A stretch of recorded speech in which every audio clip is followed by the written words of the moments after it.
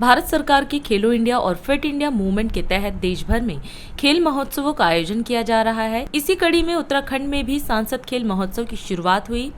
सोमवार को मुख्यमंत्री पुष्कर सिंह धामी ने देहरादून स्थित राजीव गांधी नवोदय विद्यालय से इस महोत्सव का शुभारंभ किया। मुख्यमंत्री ने कहा कि भारत के खिलाड़ी आज हर क्षेत्र में अपनी प्रतिभा का प्रदर्शन कर रहे हैं। प्रदेश सरकार भी खेल संस्कृति को बढ़ावा देने और महिला एवं पुरुष दोनों खिलाड़ियों को समान अवसर देने के लिए निरंतर प्रयासरत है।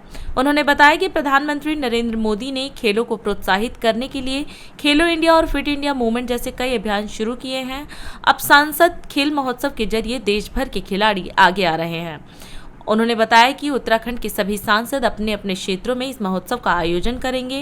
पहले चरण में न्याय पंचायत स्तर पर छात्र छात्राओं के बीच प्रतियोगिताएं होंगी, जिसमें 5 ओलंपिक और 3 पारंपरिक खेल शामिल हैं।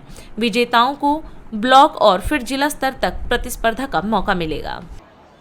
सांसद खेल महोत्सव के आज इस शुभारंभ अवसर पर सभी प्रिय छात्र एवं छात्राएं, सभी खिलाड़ी, सभी आए हुए अतिथिगण, सभी मीडिया के मित्र, मैं सबसे पहले तो सांसद खेल महोत्सव में आप सभी के विशाल संख्या में यहाँ पर उपस्थित होने पर मैं आप सभी का हृदय से स्वागत करता हूँ, आप सबका अभिनंदन करता हूँ। आज के इस अवसर पर आप सभी ऊर्जावान खिलाड़ियों के बीच उपस्थित होकर मुझे अत्यंत हर्ष की अनुभूति हो रही है। साथियों, आदरणीय प्रधानमंत्री श्री नरेंद्र मोदी जी के नेतृत्व में, उनकी प्रेरणा से पूरे देश में आयोजित हो रहा सांसद खेल महोत्सव खेल प्रतिभाओं को गांव-गांव से खोजकर उन्हें जिला, राज्य और राष्ट्रीय स्तर पर पहुंचाने का बड़ा अभियान है। हमारे उत्तराखंड में ये खेल महोत्सव 3 अलग अलग चरणों में आयोजित किया जाएगा। ये प्रतियोगिता जहां एक ओर युवाओं को शक्ति, ऊर्जा और आत्मविश्वास के उत्सव का प्रतीक बनेगी, वहीं दूसरी ओर खेल प्रतिभाओं को, खेल संस्कृति को गढ़ने का भी एक माध्यम बनेगी। आज खेल का कोई ऐसा क्षेत्र नहीं है, आज खेल का कोई ऐसी प्रतियोगिता नहीं है जिसमें हमारे भारत के खिलाड़ी भारत के तिरंगे को अपने खेलों के माध्यम से शान से लहराने का, ऊंचा उठाने का काम न कर रहे हों। खेल संस्कृति को बढ़ावा देने के लिए और पुरुषों के साथ ही महिला खिलाड़ियों को प्रोत्साहित करने के लिए भी निरंतर प्रयास कर रही है।